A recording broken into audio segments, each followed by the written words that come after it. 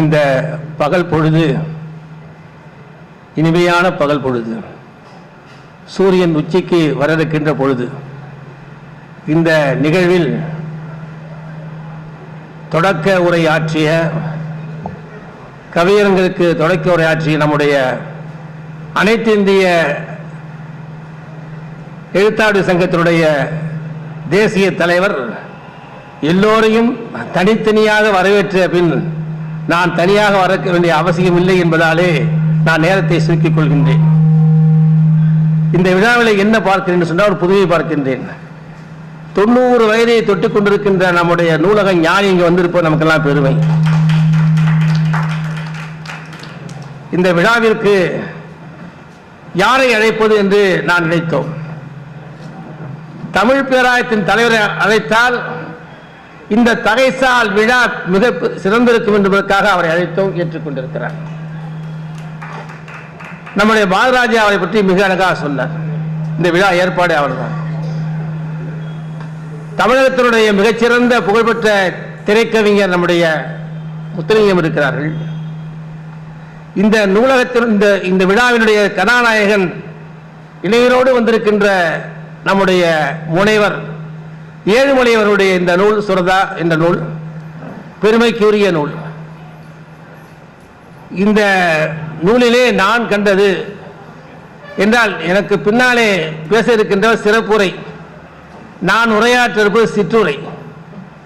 ஏனென்று சொன்னால் நானே எல்லாவற்றையும் சொல்லிவிட்டால் இதை கண்டிப்பாக ஒரு வாங்க வேண்டும் என்ற கடப்பாடு இருக்க வேண்டும் என்பதாக நான் சுருக்கிக் கொள்கின்றேன். நம்முடைய கருநாரசன் இருக்கிறார்களே, தமிழ் பேராயத்தின் வழியாக பாரிவேந்தருடைய வழியாக இதுவரையில இந்தியாவில் யாரும் தர முடியாத அளிக்க முடியாத தமிழ் தொழிலை செய்து கொண்டிருக்கிறார்கள். தமிழர்களை கண்டுபிடித்து சாகித்ய அகாடமி 1 லட்சம் தான் தருகிறது. பாரதிய வித்யாபவன் 5 லட்சம் தருகிறது தொடக்கத்தில். ஆனால் இவர் 12 லட்சம் தருகிறார் நம்முடைய பாரிவேந்தர். அந்த அதற்கு உறுதுணையாக இருப்போம் நம்முடைய கருநாகராஜன் அவர்கள். அவர் தலைவராக மட்டும் இல்லை, மிகச்சிறந்த கவிஞர், சொற்பொழிவாளர், சங்க இலக்கியம் தொடங்கி இன்று வரையிலே மிகச்சிறந்த ஒரு பங்களிப்பை தமிழுக்கு செய்து கொண்டிருக்கிறார் அவர். இன்னொன்று அவரை பற்றி சொல்ல வேண்டும். அவர் எழுதிய 2 காவியங்களில் நான் படித்தது ராமானுஜர் காவியம். அதுக்கு அணிந்துரையை தந்திருக்கிறேன். அந்த அணிந்துரையிலே பெரிய புராணத்தை படித்தால் என்ன இன்பம் நல்குமோ அதை தந்திருக்கிறார் அந்த காவியத்தில் என்று சொன்னேன். அந்த அளவுக்கு மரபு கவிதையிலே மிகச்சிறந்த ஒரு கவிஞர் அவர். மோடியை பற்றி கூட ஒரு மிகச்சிறந்த காவியம் இருக்கிறார். பாரிவேந்தரை பற்றி காவியம் இருக்கிறார். தமிழக மேலாள் முதல்வர் ஜெயலலிதா பற்றியும் காவியம் இருக்கிறார். இவரே ஒரு காவிய நாயகன் தான். அந்த அளவுக்கு சிறந்த ஒரு தமிழ் தொண்டனை தமிழுக்கு தந்து கொண்டிருக்கின்ற அவரை அழைக்கும் பொழுது ஓப்போடு ஏற்றுக்கொண்டதற்கு நாம் நன்றி சொல்ல வேண்டும். அடுத்ததாக நூலை பற்றி நான் சில செய்தியாக சொல்ல வேண்டும் தலைவர் என்று இருப்பதனால. இங்க முதல்ல நம்முடைய செல்லையா சொன்னார், மாயத்தை ஜப்பான் விழா இருந்து கொண்டாடினாங்கன்னு. அது ஜப்பானில் கொண்டாடல, இங்கிருந்து போன விழா தான் அங்கே பொங்கல் விழா. ஏனென்றா சூரியனுக்கு படைகள் நாம் செய்கிறோம், சூரியனுக்கு படைகள் செய்கிறார்கள். ஜனவரி 12 நமக்கு போகி என்று சொன்னால் கிட்டத்தட்ட பொங்கல்னா அவனுக்கு முதல் நாள் சூரியனுக்கு கடவுள் படைக்கிறான். அதற்கு பிறகு நாம் பானை வைத்து அங்கு பொங்கல் படைக்கிறோம், அரிசியை படைக்கிறோம். அவன் கோதுமை வைத்துக் கொண்டு அரிசி தானியங்களை வைத்துக் கொண்டு நான் பொங்கலோ பொங்கல் என்று சொல்கிறோம், அவன் ஹொங்கரோ ஹொங்கோ என்கிறான். அது என்னைக்கு? ஜனவரி 14.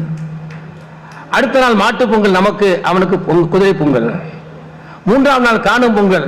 3ஆம் நாள் காணும் பொங்கலை நாமெல்லாம் ஒருவரை சந்திக்கிறோமோ அதுபோல அவன் சந்திக்கிறான். நான் அடிக்கடி சந்திக்கிறோம். ஜப்பான் அப்படி கிடையாது. 1 மாதம் 2 மாதம் தான் உறவினரே சந்திப்பாங்க, வீட்டில் இருக்கிறதே சந்திப்பாங்க. ஆனால் உழைப்பாளிகள் அப்படி நமக்கும் அவருக்கும் தொடர்பு இருக்கிறதே. இந்த ஜப்பானிய பொங்கல் தான் இங்கிருந்து சென்றதாங்க. தமிழர்கள் உலகளாவிய நிலையில் இருக்கிறார் என்பதற்காகத்தான் சொல்கிறேன்.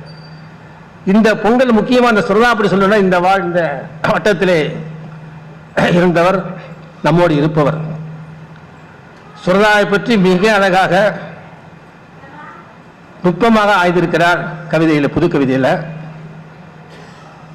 சுரதாவுக்கும் எனக்கும் பழக்கம் உண்டு. 2 நிகழ்வை சொல்லுகிறேன். 1992 இலக்கிய சிந்தனை கூட்டத்தில் அவர் நானும் பஸ்ஸில் பேருந்தில் வரோம். அப்படி பேருந்தில் வரும்போது, பேராசிரியரே நான் இன்றிலிருந்து புதிய முடிவு எடுப்போம் சொன்னார். என்னன்னு கேட்டார். முருகன் துணை, பிள்ளையார் துணை, திருமால் துணையெல்லாம் போடுறோம், தமிழ் அறிஞருடைய நூல்கள் துணைன்னு போட்டால் என்னான்னு கேட்டார். அவங்க எழுதின நூலை, தமிழ் அறிஞர் நூலை துணையாக போட்டு எழுத வேண்டும், இதை இன்றிலிருந்து தொடங்க வேண்டும் சொன்னார். நான் உடனே சொன்னேன், ஐயா முடியாதியா, தமிழ் அமுதம் என்ற நூல் இருக்குன்னா தமிழ் அமுதம் துணைன்னு போடலாம். மூவார் நாவல் இருக்காரு, கயமை நாவல் இருக்காரு, கயமை துணை போட முடியுமா? கயமை துணை போட முடியுமா? ஐயா யோ நீ குதர்க்கா பேசுங்கிறாரு. இல்லை உண்மைதான், அப்படி செய்யக்கூடாது, மரபில் இருந்துட்டு போகுது. ஆனால் அதுக்கு தமிழ் வாழ்கன்னு சொன்னால் போதுமே, தமிழே துணை முடிஞ்சு போச்சு. அதனால காயமை துணை போய்விடு, அசிங்கமாக இருக்கும். அடுத்து இன்னொரு நிகழ்வு, இந்த கண்டதெல்லாம் எழுதுறாங்க, கண்டதெல்லாம் கவிதைங்கிறாங்க. ஐயா இன்னொரு சொல்லுங்க, என்ன சொல்லுற, கண்டதையா கவிதை என்ன? நாம் கண்டதெல்லாம் கவிதை என்ன? கண்டு கேட்டு உண்டு உயிதான் கவிதை. அப்போ கண்டதெல்லாம் தான் அர்த்தம் தானே. அதனால அவரோட வேடிக்கையாக பேசுவேன். அவர் ஜாதி பேர் சொல்லி சொல்லுவார். நான் செட்டியார்னு சொல்லு, நான் செட்டியார் கிடையாது, ஆனால் அவர் செட்டியார் பாரு, என்ன செட்டியார் பாரு, உனக்கு குயிக்தி அதிகம் ஆகும்பாரு. நான் இந்த நிகழ்ச்சியெல்லாம் அமுத பாரதி தன்னுடைய நூலில் பதிவு பண்ணிட்டார். கவிஞர் சுரதா 100 என்ற புத்தகத்தை பதிவு பண்ணிட்டார். சுரதா ரொம்ப அருமையான கவிஞர் என்பதை இந்த நூல் வழியாக காட்டுகிறோம். அந்த சுரதாவினுடைய இளமை பருவத்தை கவிஞர் பார்க்கிற பார்வையை பாருங்க. படிப்பின் முகவரி பாராத காலம், கல்விக்கூடம் கருவாகி பிரசவிக்கா காலம், அந்த காலம் சொல்றார். சுரதா அதிகமாக படிக்கலே என்பதை கோடு காட்டுகிறார். படிப்பு அறிவு என்பதை விட பட்டறிவால் வந்துதான் கவிதை அவருக்கு. அதை எழுத கேள்வி ஞானம் எழுதுறாரு பாருங்க. இந்த வெள்ளி எந்த வேள்விக்கு பிறந்தது? இந்த நிலவு யாருக்கு குளிரூட்ட பிறந்தது? இந்த தென்றல் யாரை தோழச் செய்ய பிறந்தது? இந்த சூரியன் யாருக்கு இந்த திசை பிறக்க பிறந்தது? இந்த பூவின் வாசமும் நேசமும் அன்று தெரிந்திருக்க நியாயமில்லை, தமிழுக்கும் தமிழனுக்கும் என்று அறிமுகப்படுத்துகிறார். அவர் ஓமை கவிஞர் தான், இருந்தாலும் ஓமைக்கு சற்று மேலே சென்று படிமத்தையும் உருவகத்தையும் பாங்காக சொல்லுவார். மிக அருமையாக சங்க இலக்கியம் எடுத்துக்கார். சங்க இலக்கிய புராண உள்ள அந்த கட்டிலுக்கு அழகாக சொல்லுவாங்க. கால் இழந்தது கட்டில், பாடை பாருங்க. பாடை என்பது கால் கழிந்த கட்டில், கால் கழிஞ்சிட்டா கட்டில் ஆயிடுது, பாடை ஆயிடுது. இந்த பூமியை பார்க்கிறார், இது மண் முட்டைங்கிறார். எவ்வளவு அழகான ஒரு படிமம் பாருங்க. அடுத்தது பாருங்க, பூமியின் கொப்பளம் எது தெரியுமா? மலை. பாரதிதாசன் பூமியின் வானத்தின் கொப்பளம் உழைப்பருடைய கால் பாதம் சொன்னான் பாரதிதாசன். மண்ணில் உழைப்பாரெல்லாம் வறியவரா, புண்ணில் அன்பட்டா புலமை செல்வரான்னு சொன்னான். ஆனா இங்க இவர் மிக அழகாக பூமியின் கொப்பளம் மலை. முத்தம் சொல்றார், முத்தம் சூடு இல்லாத ஒத்தடம். எவ்வளவு அழகான வரி, சூடு இல்லாத ஒத்தடம் முத்தம். அதே போலவே கண்கள், கண்களை பற்றி பல கவிஞர் சங்ககாலத்தில் இன்னைக்கு வந்து கண்களை பற்றி அழகான வர்ணனைகள் உண்டு. இவர் எழுதுறார், கனவுகளின் தாய் வீடு, கனவுகளின் தாய் வீடு என்று சொல்றார். அலைகளுக்கு சொல்றார், தண்ணீரில் அப்பம்ங்கிறார், ஏப்பம்ங்கிறார். இப்படி அவருடைய கவிதைகளில் வந்து படிம கவிஞராக இருக்கின்ற ஒரு சுரதாவை படம் பிடித்து காட்டுகின்றார். வைரமுத்து கேட்டார் பாரதியாரை பற்றி பாடும் பொழுது அந்த வசன கவிதையில், அது சூரிய விதை என்று சொல்லுவார், சூரிய நெருப்புன்னு சொல்லுவார். இப்படிலாம் இப்படிதான் சொல்றாரு. ஒரு விதையின் வீரியம் மண்ணுக்குள் விண்ணுக்குள் தெரியும் என்று மிக அழகாக சொல்லுவார். இவர் பாரதிதாசன் போட்ட விதை என்பதை சொன்னார் பாருங்க. பாரதிதாசன் போட்ட விதை சுரதா என்னும் சூரிய விதைன்னு சொல்றார். ஆக சுரதா சூரிய விதை என்று அழகாக ஒரு படிமத்தில் காட்டுகிற பொழுது சுரதாவின் கவிதை எப்படி இருக்கும் என்று மிக அழகாக இப்படி சொல்லிக்கொண்டே போகலாம். சொல்றார் பாருங்க, அவர் திராவிட கவிஞர் தெரியும், நம்ம திராவிட இனத்தை திராவிட கவிஞர் தான், திராவிட கொள்கை நாட்டம் உள்ளவர். அதை எப்படி பார்க்கிறார்னாக்கா, நான் இப்படி பார்க்கிறேன், இந்த கோயில், இந்த கோபால் ராஜகோபால்னு பேர் இருக்கு, அவருடைய இயற்பெயர் ராஜகோபால். இந்த கோபால் புல்லாங்குழல் இசைக்கும் கோபால் அல்ல, திராவிட தமிழ் இசைக்கும் கோபாலன் என்று அந்த நாள் வரலாற்றுக்கு தெரிந்திருக்க நியாயம் இல்லைங்கிறார். கோபாலன் சொன்னாங்க, கோபாலபுரம் புறம் தான், ரெண்டு ஒன்று தான். என்ன அப்படி இருக்கு. அடுத்து பாருங்க, கவிதை என்பது எதுங்கிறது அழகா சொல்ற, ரொம்ப சுருக்கமாக நுட்பமாக சொல்ற பாருங்க. கவிதை எழுத தெரிந்தவனுக்கு கவிதை அரியணை அவன் முன்னே போட்டு கை கட்டி பேசும் என்றார். அது உண்மையான கவிதையா இருக்க முடியும். உண்மையான கவிதை எழுதுறது இருந்தாக்கா கவிதை அங்கே கை கட்டி பேசும் என்று ஒரு அழகை விளக்க தருகின்றார். இப்படி பல விளக்கை சொல்லி போகலாம். அவர் எழுதின கவிதைகளும் திரைப்பட பாடலும் அழகா எழுதார். அமுதும் தேனும் எதற்கு நீ அருகில் இருக்கும் போதுன்னு சொல்றார். இது உமர்கையோட இன்னொரு தத்துவம். உமர்கையா சொன்ன அந்த பாரடைஸ் என்னும் நீ அருகில் இருந்தால் அதுதான் சொர்க்கம்னு சொல்லுவான். அதாவது cup of wine lips of damsel and behind you is a paradise enough என்று குறிப்பிடுவான்.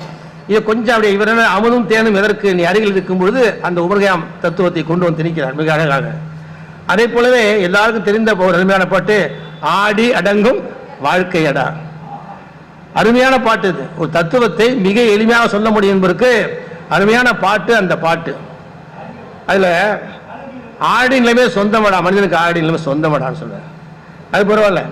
முதலில் நமக்கெல்லாம் தொட்டிலடா, முடிவில் அது கட்டில் சொல்றார். அழகா சொல்ல பாருங்க, கட்டில் காலில்லாத கட்டில்கிறார், காலில்லாத கட்டில்கிறார். ரொம்ப அழகான ஒரு படிமத்தை இறக்கி தன்னுடைய கவிதை பரசத்தை காட்டுகின்றார். அவருடைய தொடர்பு கலைஞரோடு இருந்தது, எம்ஜிஆரோடு இருந்தது. எல்லாவற்றுக்கும் மேலாக திரைப்பட இயக்குநர்கள் அவர்கள் கவிதையை மிக நேசித்தார்கள். எல்லாவற்றுக்கும் மேலாக எஸ்.டி. சுந்தரம் என்ற ஒருவர் தான் கடைசியாக வாழ்வு கொடுத்தவர். எஸ்.டி. சுந்தரம் கடைசியாக எம்ஜிஆர் சொல்லி அவருக்கு என்ன சிறப்பு செய்யணுமோ அந்த சிறப்பெல்லாம் செய்தவர் நம்முடைய கவிஞர் சுரதா. அந்த சுரதாவை இந்த தமிழ் மண்ணுக்கு மிக பல பேர் அறிமுகப்படுத்தியிருக்கிறார்கள். வித்தியாச முறையிலே அறிமுகப்படுத்துகிறார் சொல்லி நன்றி கூறி அமைகின்றேன். நன்றி, வணக்கம். மிக சிறந்த ஒரு தலைமையுரை ஆற்றிய அனைத்து இந்திய தமிழ் எழுத்தாளர் சங்கத்தின் தலைவர் பேராசிரியர் முனைவர் ராமகுருநாதன் ஐயா அவர்களுக்கு அனைவரின் கரைவொலியோடு எனது நெஞ்சார்ந்த நன்றியை தெரிவித்து மகிழ்கின்றேன்.